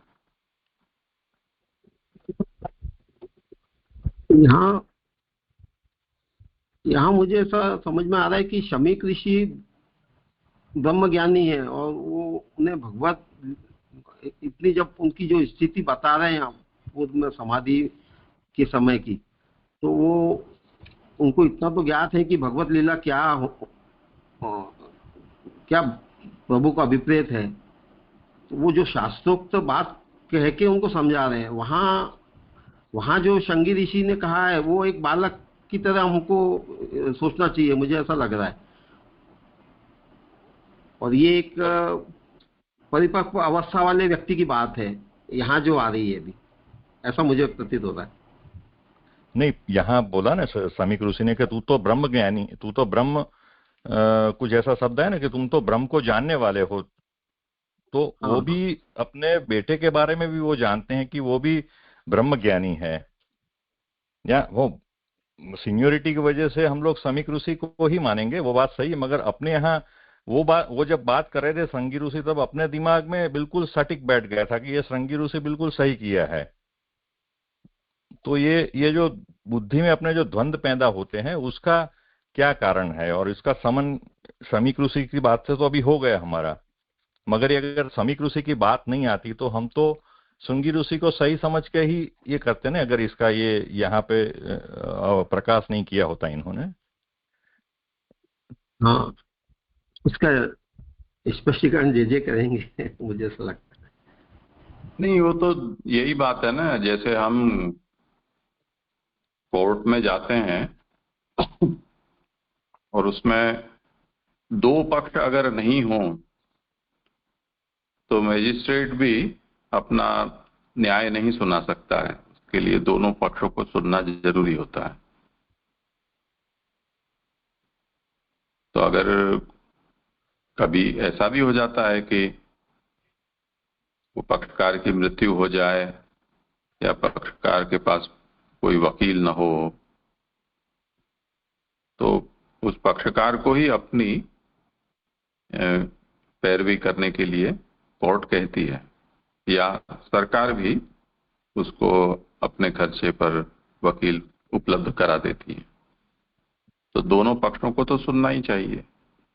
अगर दो से ज्यादा पक्ष हैं तो उन पक्षों को भी सुनना चाहिए। तो सभी पक्षों को सुनने के बाद ही तो कोई निष्कर्ष पर पहुंचा जा सकता है, एक पक्षी बात से तो नहीं हो सकता। अभी परीक्षित का पक्ष खींचने वाला तो कोई था नहीं, क्योंकि उसका तो केवल वो अपराधी सामने दिखाई दे रहा है। पर यदि कोई ये सोचे धर्मशास्त्र की दृष्टि से, तो धर्मशास्त्र में ये बात कही गई है कि अतिथिर विमुखो यातः पुण्यमादाय गच्छति। यदि आप गृहस्थ हैं, आपके घर कोई अतिथि आ रहा है, बिना सत्कार किए उसको वापस जाना पड़ रहा है, तो आपके सभी पुण्य को वो ले जाता है। ये धर्मशास्त्र का है। तो इस प्रसंग में यदि प्यासा अतिथि ऋषि के आश्रम में पहुंचा है, ऋषि भी तो गृहस्थ हैं, तो उनके यहाँ से कोई अतिथि इस तरह से निराश होकर चला जाए बिना सत्कार किए हुए, तो उनके पुण्य का भी नाश होना ही चाहिए, अगर ये शास्त्र का वचन सत्य है तो। और वहां ये प्रश्न किया गया है कि भी कोई चला जाए, जैसे गृहस्थ सो रहा है या बाहर गया हुआ है, और ऐसे में कोई अतिथि आकर चला जाता है, तो उसका पुण्य क्यों चला जाना चाहिए? तो वो उसका यहाँ उत्तर ये दिया गया है कि गृहस्थ आश्रम में जब आप प्रवेश करते हो तो वो प्रवेश के साथ ही ये कर्तव्य आपको प्राप्त होते हैं। तो जो भी गृहस्थ आश्रम में प्रवेश करे उसको ये कर्तव्यों का पालन करना है, इस बात को अपने दिमाग में रखना होगा।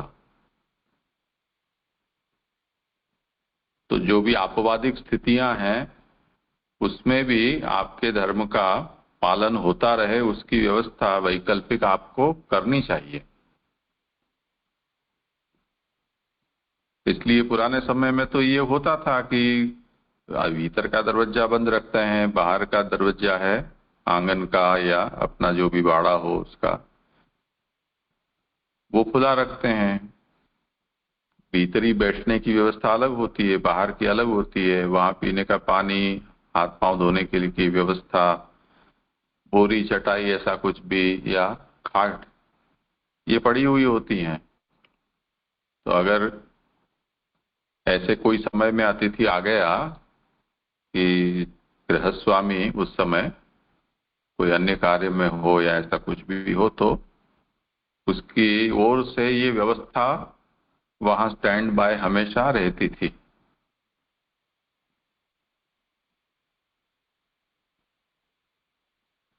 तो धर्मशास्त्र की दृष्टि से देखें तो राजा अतिथि है आश्रम का, और आतिथ्य जो धर्म है उसका पालन ऋषि को करना चाहिए था। वो नहीं किया तो वो अपराधी वो भी सिद्ध हुए। तो इतने दूध के धुले हुए तो ऋषि भी नहीं है अगर इस दृष्टि से सोचा जाए तो ये भी गुत्थी इसमें हम उलझा सकते हैं, उलझाना चाहते हो तो।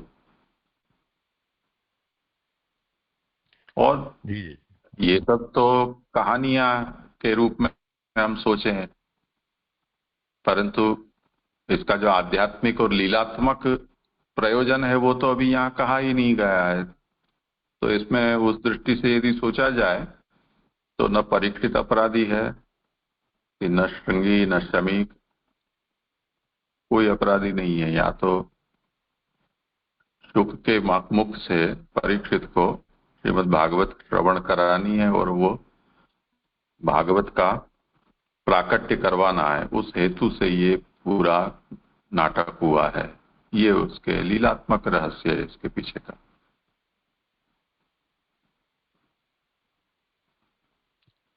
जी जी जी, एकदम समझ में आया। दंडवत प्रणाम जी।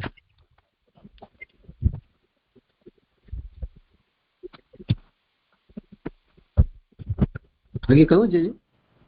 हाँ, 43वें श्लोक की उत्थानी का है।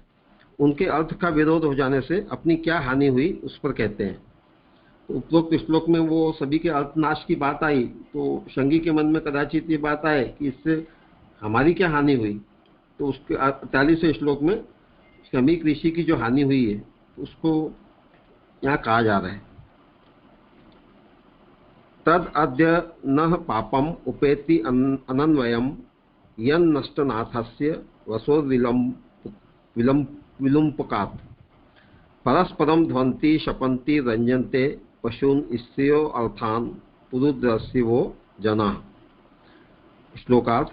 आज अपने लिए अकारण ही पाप आ लगा है कि अपने शाप के कारण राजा के नष्ट हो जाने पर धन को चुराने वाले चोर परस्पर प्रजा को मारते हैं, गाली देते हैं तथा पशु धन एवं स्त्रियों का ये डाकू हरण कर लेते हैं।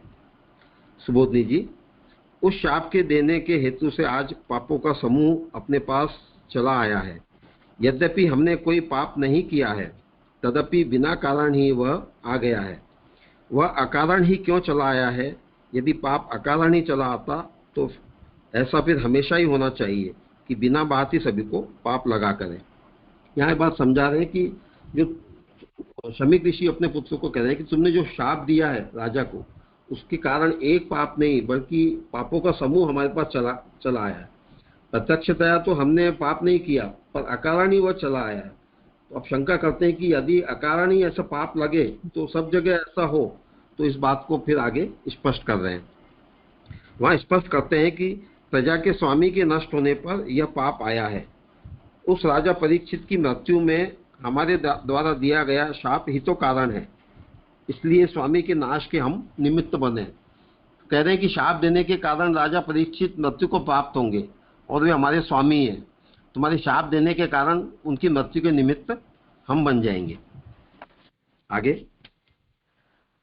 अब उसकी प्रजा के धन को चोर चुराएंगे। माना कि यह पाप हमने प्रत्यक्ष रूप से नहीं किया, परंतु हमारे शाप कार्य के द्वारा इस पाप का संबंध हमसे हो गया। केवल धन का ही नाश होगा बात इतने पर आकर नहीं ठहरती, वरना काम का भी नाश होगा। यहाँ कहते हैं कि राजा के न रहने पर चोर आदि प्रजा के धन की चोरी करेंगे। यह पाप हमने प्रत्यक्ष रूप से तो नहीं किया, पर शाप के निमित्त तो हम ही है, इसलिए अप्रत्यक्ष रूप से इस पाप का संबंध तो हमसे ही है। और सिर्फ धन का ही नाश नहीं, बल्कि काम का भी इससे नाश होगा। इसे कहते हैं कि परस्पर मारकाट मचेगी, शासक के न होने पर प्रजा अराजक हो जाती है, लोग एक दूसरे को मारते हैं, गालियां देते हैं तथा स्त्री आदि पदार्थों का अपहरण कर लेते हैं। परीक्षित के अभाव में यह सब कुछ होगा और इन सब का पाप अकारांतर से हमें ही लगेगा। यानी ये बता दें कि धन का तो नाश होगा ही, साथ में सब में परस्पर मारकाट भी मचेगी, प्रजा में अराजकता फैल जाएगी, शासक के अभाव में मारपीट, गाली गलौज, स्त्रियों आदि का अपहरण शुरू हो जाएगा, और यह सब राजा के अभाव में होगा, तो जिसका पाप अप्रत्यक्ष रूप से हमको ही लगेगा। ये 40वां श्लोक यहाँ पे संपन्न हुआ जी। ये अकारांत से का अकारण ऐसा होना चाहिए, ऐसा मुझे लग रहा है। परीक्षित के अभाव में यह सब कुछ होगा और इन सब का पाप अकारण हमें ही लगेगा। हाँ, अकारण, हाँ जी जी।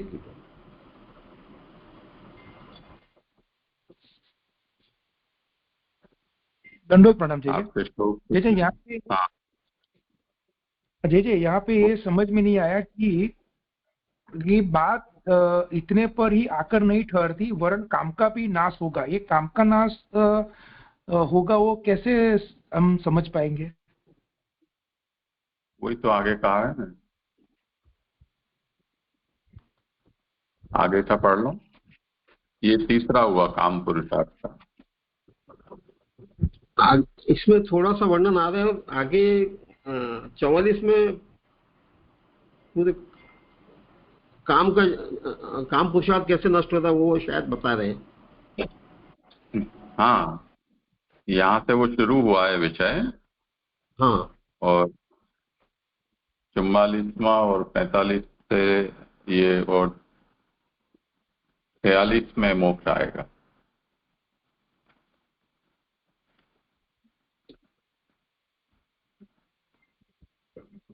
ये 44वें श्लोक की उत्थानी का है। प्राणियों के लिए 3 वस्तुएं सर्वस्व मानी जाती हैं, पशु, स्त्री और धन। भूमि आदि तो इन वस्तुओं की साधक मात्र है। इन तीनों वस्तुओं के अभाव में इच्छाओं द्वारा उपयोग में लाई जाने वाली सभी वस्तुएं नष्ट हो जाती हैं। इससे आगे कहते हैं, तो ये बता रहे हैं कि समस्त प्राणियों के लिए 3 चीजें सर्वस्व हैं, पशु, स्त्री और धन, जिनसे हर मनुष्य के काम की पूर्ति होती है। और भूमि आदि तो इनको सिद्ध करने के साधन है, यानी भूमि रहे तो ये सब सिद्ध हो जाते हैं, पशु भी, स्त्री और धन। और इन 3 के अभाव में काम के उपभोग के बाकी सारे साधन भी फिर नष्ट हो जाते हैं। तो इस बात को 44वें श्लोक में कह रहे हैं। तद आदि धर्मस्य विलीयते नृणाम वर्णाश्रमाचार युत स्त्री मया ततो अर्थ कामाभिनिवेशितात्मनाम चुनाम कपिनामिव वर्ण संकर। श्लोकार्थ, तब मनुष्यों में ये आर्य धर्म नष्ट हो जाता है। वर्ण और आश्रम के आचार युक्त वेद धर्म के नष्ट हो जाने पर केवल अर्थ और काम में ही जिनका मन लगा है, ऐसी कुत्तों और बंदरों के समान वर्ण संकर संतानें मनुष्यों में होने लगेंगी।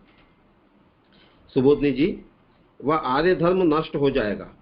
सदाचार के लक्षणों वाला सामान्य रूप से सारी ही प्रजा में प्रचलित सज्जनों का धर्म विलीन हो जाएगा।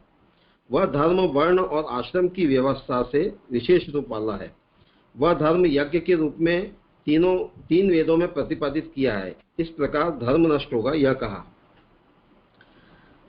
ये मूल में जो आर्य धर्मस्य, तो उसका यहाँ पे स्पष्टीकरण कर रहे हैं कि आर्य धर्म माने श्रेष्ठ पुरुषों या सदाचारी पुरुषों के धर्म नष्ट हो जाएंगे। सदाचरण के साथ धर्म का निर्वाह, एक ये तो सामान्य प्रकार का धर्म निर्वाह है, और वही धर्म का निर्वाह वर्णाश्रम की व्यवस्था के साथ जब होगा तो वह विशेष रूप वाला धर्म में यहाँ बता रहे हैं। तो जिसको यज्ञ के रूप में 3 वेदों में प्रतिपादित किया गया है, वो विशेष धर्म के नष्ट होने की बात कर रहे हैं। तो ये अभिप्राय यहाँ पर महाप्रभु जी व्यक्त कर रहे हैं। ऐसा होने से क्या होगा, तो कहते हैं कि यहाँ धर्म, अर्थ और काम तीनों की ही व्यवस्था है। जब इन तीनों में से धर्म निकल जाएगा तो लोग अर्थ और काम को ही प्रधानता देते हुए उसमें ही लीन हो जाएंगे। तो ये बात बता रहे हैं कि वेद में जो यज्ञ के रूप का निरूपण है, वहाँ धर्म, अर्थ और काम इन तीनों की व्यवस्था बताई हुई है। जब इन तीन में से यज्ञ रूप जो विशेष धर्म है वही नष्ट हो जाएगा तो फिर लोग अर्थ एवं काम को ही प्राधान्य मानेंगे और उसमें ही उनका अभिनिवेश रहेगा। आगे, निर्लजता पूर्वक उपभोग करने वाले दुस्संग आदि से युक्त मनुष्यों के लिए कुत्तों का दृष्टांत दिया है। उनका वंशानुक्रम भी प्रसिद्ध नहीं होगा। दो पुरुषों में भी वंश परंपरा की समानता नहीं होगी।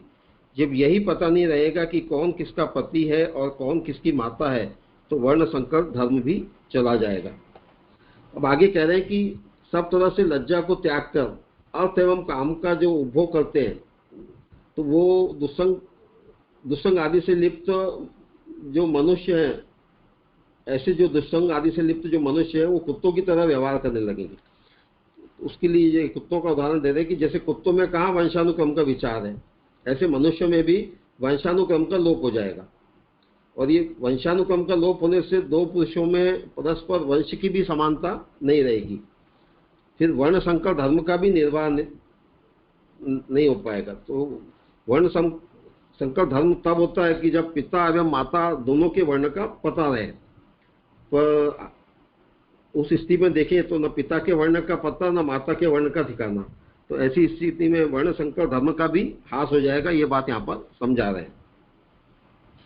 अधिक कहने से क्या, वृक्ष से जीवन धारण करने वाले वानरों के समान बुद्धिमान मनुष्य भी एक ही स्थिति में सैकड़ों पुरुष द्वारा भोग करने से माता बहन आदि के विवेक से रहित हो जाएंगे। तब एक भी पुरुष का वर्ण नहीं रहेगा।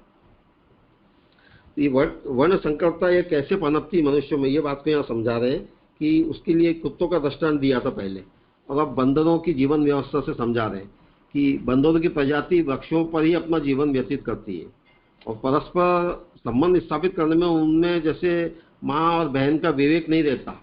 ऐसी स्थिति मनुष्यों में भी आगे देखने मिलेगी, जिन्हें बुद्धिमान समझा जाता है मनुष्य, और जैसे बंदरों में थोड़ी बुद्धि भी होते हुए भी उनमें वर्ण व्यवस्था का कोई विचार नहीं रहता। तो ऐसे पुरुषों में भी वर्ण का पूरी तरह ह्रास हो जाएगा। गांव और जंगल में रहने वाले पशुओं के दो दृष्टांत दिए हैं। गांव के सभी मानव बस्तियों का प्रतिनिधि शब्द, और लोगों के लिए कुत्ते का, और वन में रहने वाली जातियों के लिए वानरों का उदाहरण दिया है। इसलिए इन सबके मूल में जो काम है वह नष्ट होना चाहिए, यह कहा है। तो इस तरह से गांव में रहने वाले कुत्ते के उदाहरण से और अरण्य में निवास करने वाले बंदरों के उदाहरण से जो मनुष्य में वर्ण संकरता जो होती है उस पर यहाँ पे समझा है। तो यहाँ बता रहे हैं कि काम का भी ये समूल नाश इससे हो जाएगा। यहाँ जी 44वां श्लोक पूर्ण हुआ।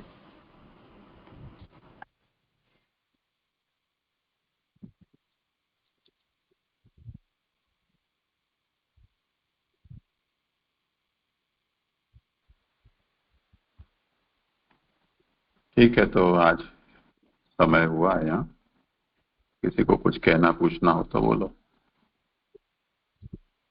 जी जी जी, यहाँ पे ये जो धर्म यज्ञ के रूप में 3 वेदों में प्रतिपादित किया गया, तो वो जरा समझना था स्पष्ट रूप से कि यज्ञ के रूप में ये धर्म, अर्थ और काम ये तीनों कैसे आते हैं, वो थोड़ा स्पष्टता हो तो ज्यादा। नहीं, यज्ञ के रूप में।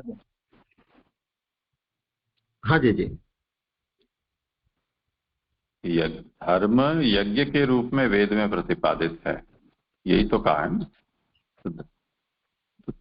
वेदत्रयी है जो है, उसमें धर्म का निरूपण यज्ञ के रूप में किया गया। अच्छा, तो यानी धर्म की सिर्फ बात है। हाँ, धर्म की बात। जी जी जी जी। और जैसे ये दूसरी बात ये थी कि ये जो लास्ट लाइन में आया कि माता है तो वर्ण संकर धर्म भी चला जाएगा, तो वर्ण संकर धर्म वो वो भी कोई वर्ण संकर का भी कोई धर्म ऐसे अलग से होता है? क्योंकि वर्ण हाँ के धर्म होता है। आश्रम के धर्म। नहीं, वर्ण संकरों के होते हैं ना, क्योंकि सभी काल में वर्ण संकर प्रजा तो रही ही है। जैसे ये सूत जी अभी सुना रहे हैं, तो सूत जी भी वर्ण संकर ही तो है ना। वर्ण संकरों को ये भी कह दिया गया है कि भाई तुमको, तुम्हारी ये लिमिटेशंस हैं, तुम्हारी ये आजीविका है। अब क्या है, थोड़ा समय बदल गया है, इसलिए बड़े शहरों में और वहाँ इन सब चीजों का पता नहीं चलता है। पर जैसे हम छोटे स्थानों में रहते हैं, तो जो दर्जी और ये नाई, बाल काटने वाले, ये जितने भी छोटे काम करने वाले हैं या श्रमजीवी जो भी हैं, वो सब वर्ण संकर प्रजा हैं। अब वो ये बात को सोच सोच कर और परेशान है कि ये सब मुसलमान और ये लोग बोहरा और न जाने कौन कौन सी कौम है, वो सब हमारे धंधे में आ गई हैं। तो अब हमारी जो वंश परंपरा से चला आ रहा है हमारा व्यवसाय और हमारी आचार क्रिया, वो सब खतरे में आ गई है। तो वर्ण संकर जो हैं उनको भी अब टिकना कठिन हो रहा है।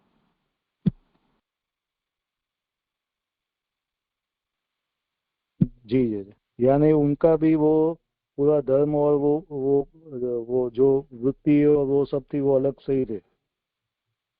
हाँ, वेल जी डिफाइंड है कि इस अनुलोम से पैदा होते हों या प्रतिलोम से पैदा होते हैं, तो उनको ये आजीविका करनी और उनको इस प्रकार के आचार को पालना, ऐसा परिभाषित है अच्छी तरह से।